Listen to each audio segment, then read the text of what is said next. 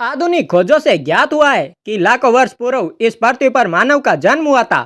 पहले मनुष्य चार पैरों पर चलता था और जंगलों में रहता था। वह पेड़ों की जड़ें, पत्तियां, फल फूल खाता था। कुछ छोटे जानवरों को मारकर उनका कच्चा मांस खाता था। वस्त्र नहीं पहनता था, वह घूमता रहता था।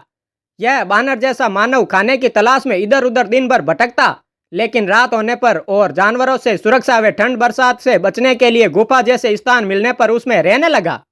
लेकिन वह अधिकांश पेड़ों पर चढ़कर ही रहता था और इस तरह रात में जंगली जानवरों से अपनी सुरक्षा करता था। संभवतः जब उसने ऊंचाई पर लगे पेड़ों के फलों को देखा होगा, तब उनको तोड़ने के लिए वह धीरे धीरे अपने शरीर को संतुलित करते हुए चार के बजाय दो पैरों का उपयोग करने लगा होगा। इस प्रकार उसके दो हाथ स्वतंत्र हो गए, जिनका उपयोग वह धीरे धीरे किसी चीज को खोदने, पकड़ने और उठाने के लिए करने लगा होगा। और इस तरह से वह दो पैरों का उपयोग चलने एवं हाथों का उपयोग काम करने के लिए करने लगा होगा। इस तरह मनुष्य में धीरे धीरे शारीरिक परिवर्तन होते गए। जैसे जब वह पैरों पर खड़ा होने लगा तो अधिक दूर तक देखने लगा होगा। वह आसपास की चीजों को देखने के लिए पूरे शरीर को घुमाने के बजाय सिर्फ गर्दन का उपयोग करने लगा।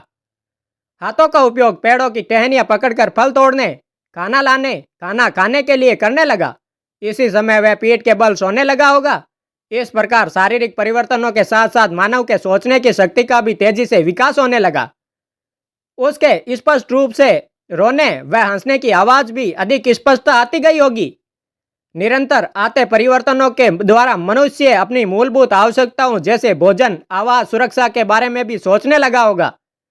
भोजन की तलाश में घूमते रहने के साथ साथ अब वह भोजन इकट्ठा भी करने लगा और जंगल में जानवरों से बचाव करने के लिए लकड़ी, जानवरों की हड्डियां, सींगों, धारदार नुकीले पत्थरों का प्रयोग करने लगा। उपयुक्त तरह के मानव अर्थात आज से लाखों वर्ष पुराने मानव को आदिमानव कहा गया है। आदिमानव पत्थरों का उपयोग जानवरों के शिकार करने, मांस काटने, लकड़ी काटने, कंदमूल खोदने आदि के लिए करता था।